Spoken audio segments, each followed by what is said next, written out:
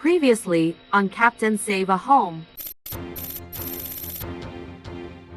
We will be replicating this to complete the design. For this particular step, you want to use a taping and topping joint compound. The corner bead should be cut at a 45-degree angle. A little drywall tape. Stuff that in the hole there.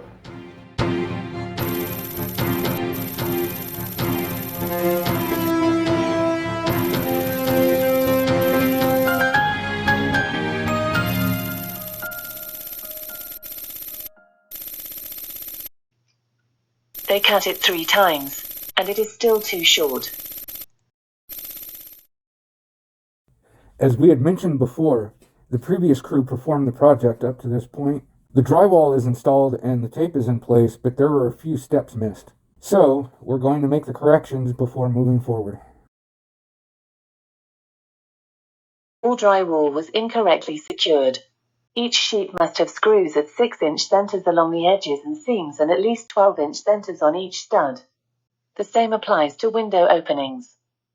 Another thing that had to be done was I had to check for the depth of the screws that were already there. For any screw heads that are sticking out, we'll have to install them flush. For any of the screws that are pushed through, we're going to have to install another screw close by for it to secure that area of drywall. We also have here, this is almost correct, or at least this part of it is. The drywall needs to be notched back, so that way the tape will actually set below the surface of the finished drywall.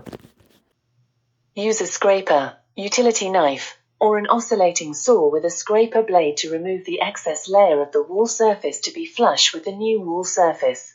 Try not to penetrate the paper layer of the existing wall, whenever possible. Position the tool parallel with the wall surface to make your initial pass.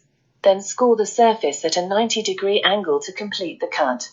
Removing no more than 3 inches of the material is sufficient to make enough room for the seam tape to set in place properly and allow for the finish coat to be flush at the seam. Well, now that we've got that out of the way, we can start applying the joint compound along the tape seams as well as along the edges of the windows and dot the screws on the walls. Dotting the screws is a term describing covering the screw holes along the surface. Applying the drywall tape should always be done before the corner bead is in place. In locations where they removed windows and required access to run electrical, they neglected to use drywall shims before installing, and left the existing corner bead in place, causing the new drywall and old drywall to be at different depths. Unfortunately, there is no quick way to correct the issue.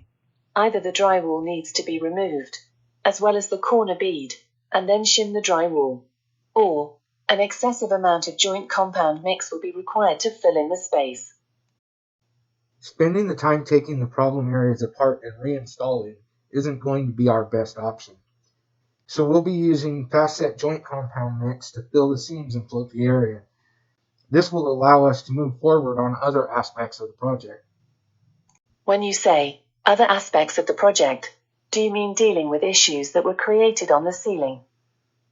Apparently so.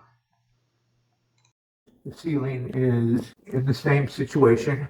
There's actually pieces that were put in, and then another small piece put in, and then another small piece put in. There is only one screw holding that whole patch in. That's not going to hold anything in. Not only that, this moves too much. That needs to be flush with this here, or at least secured. And it's neither. So what I've had to do is I've had to put a board in here, nail it through here, and was able to get one here. And I've screwed the drywall to that nailer. I'm going to be putting a nailer in here, spanning this direction, and I'm also going to be putting a nailer in here, spanning this direction. Because as you can see, even that one moves. We need to bring some stability to this area here, all the way across, I believe. Then we can put the drywall patch back in, because then there will be a few places where we'll be able to screw it into place, as opposed to what we have now, which is only one screw for a wide piece. And then of course we can continue to tape and mud in this area.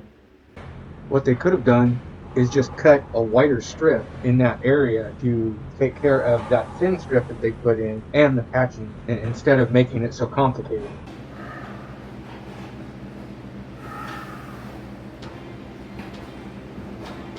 We have a lot more on the way, so don't miss out. Tap the like button, share with your friends, and subscribe to get the latest content. And leave a comment below to let us know what you would like to see on our channel.